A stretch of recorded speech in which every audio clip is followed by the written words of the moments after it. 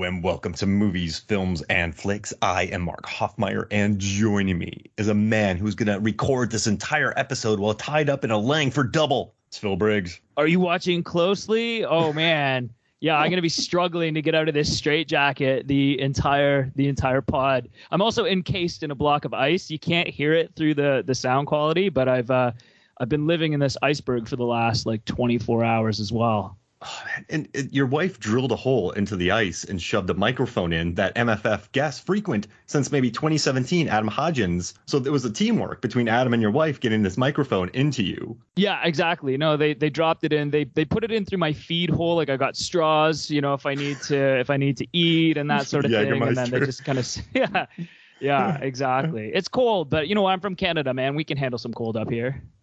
Just the dedication of the MFF guests. I mean, it's just amazing. And you're stuck in this ice cube right now. Oh, it's man.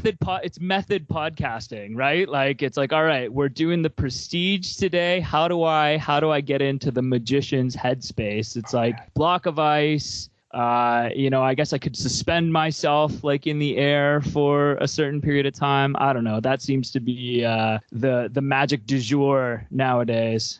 Man, I have a feeling Ricky Jay, Chris Nolan, John Nolan, they're all impressed with what you're doing right now. You're going to be on their radar. You're going to be directing Prestige 2. I'll at least take a consulting gig or something, right? Prestige 2. Yeah. I wonder what that sequel. What's going to happen in Prestige 2? Well, all right. So, okay. So, there's it can't just be Prestige 2. So what? Okay. So we know that there's still one Bale kicking around, right? Mm-hmm. We know Kane's still kicking around. Cutter. Mm-hmm. So they're somewhere. I mean, Angier, he might have more clones roaming around. Tesla could hear about it. Yeah. So Prestige 2 Multiplicity. I think maybe it's like Prestige 2, but it's like the war of two business tycoons. And so you've got, Angier and Tesla just go into the hat business. And they're just cloning top hats. They're just churning top hats out. Yeah, they're just churning out top hats with their new manufacturing methods, and they're just creating this top hat monopoly. And then Borden is somehow going to come in and disrupt their hat empire. And he's going to start making hats. He's going to introduce the bowler hat. Right. Exactly. The trucker hat. Yeah. Yeah, it's going to be the hat industry going in a completely different direction in the context, though, of two magicians as business industry tycoons. Okay, so you're wealthy beyond all. If you look at somebody and say money isn't an option, you mean it. You just mean it. Sure. You find Tesla up in Colorado Springs and you say to him, hey, make me that machine that you made. He's like, listen, I'm not going to do that again. Do you know how that ended? There were clones, there was death, there was hangings. It got ugly. You're like, listen, I'll double it. He's like, okay, I got you. What item, aside from it's because it does make you, if you're looking for revenge, it will kill you. But what item would you clone to make money off of? Just clone. Oh, man. I mean, so... Especially too, we're late 1800s, early 1900s. Mm-hmm. So I just feel with the amount of industry and things that's happening now, I don't know, if could we get a Wright Brothers plane in there and just start pumping planes off of the assembly line, or machine guns, AK-47s? Yeah, well, yeah. You have to come from the future to the past. Yeah, you have to back to future it. Yeah, so if we're looking at their existing technology that they had at the time, I don't know, maybe the top hats is the way to go. You just maybe they had it right. Everyone needs them. Everyone needs a top hat. You need it, and for different occasions. And I don't know what the durability of those top hats is like. A strong gust of wind blows it off. It's don't need to worry about getting this thing dry cleaned anymore. I've got 1,000 of these things.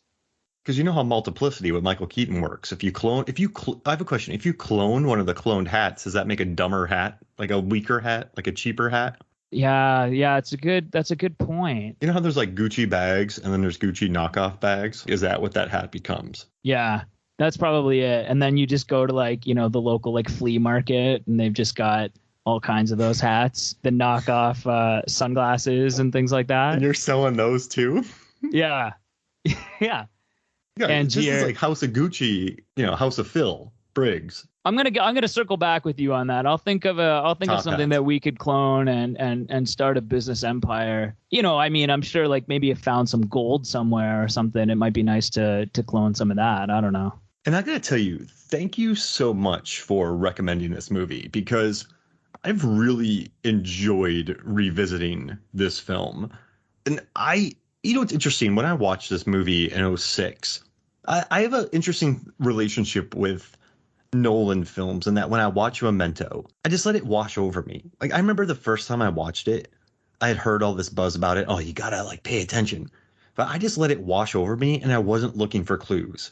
I just embraced it and I thought it was beautiful.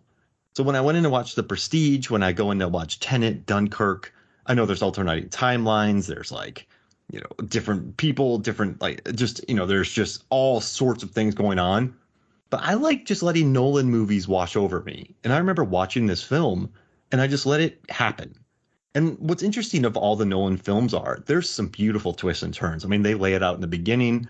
I mean, it's worth rewatching because you can see everything that goes on. They try to fool you in the beginning. You have the 3-act structure, right? The pledge, the turn, the prestige. But you know what's interesting? Of all the Nolan films, I feel like this is one of the more straightforward because it's twisty and turny, it's nonlinear, but at the end, you understand what happened. Or no, were you in that place when you watched this? Yeah, no, I agree. I see what you're saying. I mean, in some ways, there's less of like a plot gimmick, if you will, right? So I agree. The first time my discovery of Nolan was seeing Memento in my senior year of high school, or 12th grade for us Canadians, or grade 12. Yeah, 12th grade, yeah. Yeah. And we were watching it in like, our intro to philosophy class, all about, how do you really know things and whatever else, and the idea of playing with time and memory and all of that. The reality is that Memento, incredible film, but really it's like in a way the way that the story is told and the reverse chronology is a huge element in the film. And for all that, in this story we're playing with time and we're visiting different points in the plot and we're jumping around as Nolan always does. But there's maybe a little bit less of, the chronology being the gimmick. Like we've got a little bit more of a straightforward story, two rivals, pushing the limits, jealousy, envy, love, so maybe more traditional storytelling elements that are here, certainly dressed up and twisted and turned as only Nolan can do. Yeah, I would say maybe this is maybe more of a traditional style story that Nolan is telling here compared to some of his other work, for sure. And that's a great point you make because you think about Usual Suspects and Kaiser Sose, right?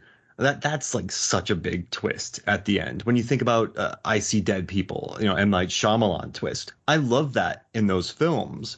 But I think what makes The Prestige more watchable than a lot of those movies is that exactly what you said. I mean, this one, yes, there's some twists and turns, but you can kind of roll with it if you think about it. And it's all there in front of you and they explain it. They show you what happens behind the magic trick. And I think that's what makes this Nolan's most rewatchable movie. Because I know I said I hadn't seen it in a while, but I don't know. I love Interstellar, but I just can't sit down and watch Interstellar. I don't know if you can do that. You got to be in the right. Yeah, some movies like that, Interstellar definitely being one of them. I mean, the reality too is that his movies they're epic, they're lengthy, and so you really got to be in the right headspace to sit down and digest an entire Nolan movie. And so many twists and turns, so many different elements of playing with time and that sort of thing. There's a lot going on, and so this being, I think, a little bit more, again, of a traditional story told in a little bit more of a traditional way, I agree, makes it very, very rewatchable. And I also think that, for all that, the twist at the end is amazing. And, confounding and completely. The first time that I saw it, my brain exploded and I couldn't believe it. There's a lot going on that you can still rewatch it and see new things that maybe you didn't see the first time, right? You're not just sort of, okay, once I've seen it, I know what the twist is. This movie sort of loses its rewatchability. I mean, to a certain degree, like I love Fight Club, okay? One of my favorite films of all time for sure. I would say that once you sort of know the twist in Fight Club, it is only ever going to reach a level of enjoyment on the rewatch. And maybe like with M. Night Shyamalan, it's the same thing with some of those films where the twist looms so large as one of the takeaways from the film. Once you know, you can't go back and see that again for the first time. It's just, you're only going to enjoy it maybe 75, 80%. Whereas I don't think that that's the case here. I think that there are so many other amazing things happening, so many hints that I didn't notice about the twist that's coming, that even on the rewatch, this time in preparation for our conversation today, just so many good hints that I had never noticed before. And I've probably seen this movie, half a dozen times. So yeah, I agree. Super rewatchable, super enjoyable. Definitely one of Nolan's best films for sure as well. I think one of the smartest things that he did was, when I sent you the behind the scenes, documentary that Nolan did. Yeah. Well, and when you think about, what's interesting, this is what gave me the biggest kick. Not that it was a fake, the journal was a plant, and that Tesla accidentally, he somehow, it was a joke, but he somehow got Tesla to create something that can clone hats and people, and it led to his downfall. But then Jackman didn't know that he had a twin, but learning that the costume designer didn't want this to look stuffy. The way she dressed Johansson, like the way she dressed a lot of the characters, they wanted them to look more modern. And then you look at, there's very little carriage work in this movie. There's very little, hey governor, would you like a chimney sweep? There's very none of that going on. Terrible accent. My apologies, but you do watch a lot of those, stuffy kind of period dramas. He made this feel modern. I mean, in the beginning, when Piper Perabo, Hugh Jackman, Christian Bale are talking to Michael Caine in the back, and they're just talking about, this guy's all stuffy. He's not going to move on. If anyone can do this, how can they do it? Then you show the guy with the fishbowl, which is what this was actually sort of based on. The guy who wrote the book knew about the magician who did that.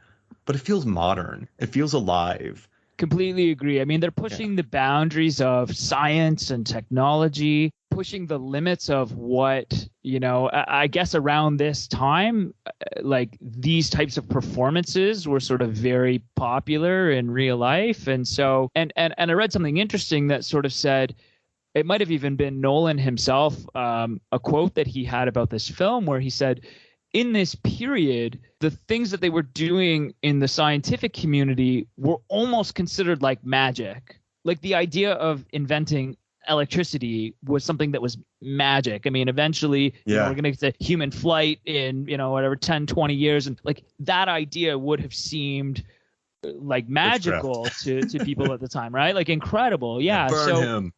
Yeah, exactly. So I think I completely agree. Or the way that it's shot, it's bright. The costumes are bright and bold. Completely handheld camera. There's not a lot of static shots. So when you think of sometimes period dramas, you think of dolly shots. You think of static cameras. And there are some beautiful films out there that I adore that employ static shots. Like Portrait of a Woman on Fire, I think is one of the best looking movies I've seen. But they frame it in a very artistic period element, which makes sense for the narrative. But this one, Nolan's using handheld. And they said they didn't even mark it. They were just having the actors act, and everyone had to be on it for entire scenes. But I think that alive feeling shows on this. Like Nolan said he was making an independent film after Batman Begins, which is bonkers to make an independent film with this cast. But the studio loved it. And I guess after watching that and hearing Nolan say that and just hearing the casting crew talk about how they found all the locations in LA, this didn't feel like, I don't know. Wally Feister's camera work. Nathan Crowley's one of my favorite production designers. He got nominated for an Oscar on this. So did Wally Feister. Mm-hmm. But it just feels, okay, yes, it's a period piece, late 1800s, early 1900s, but it feels so modern. And the way they talk too, it's not just, you know what I mean? It's just not. It's not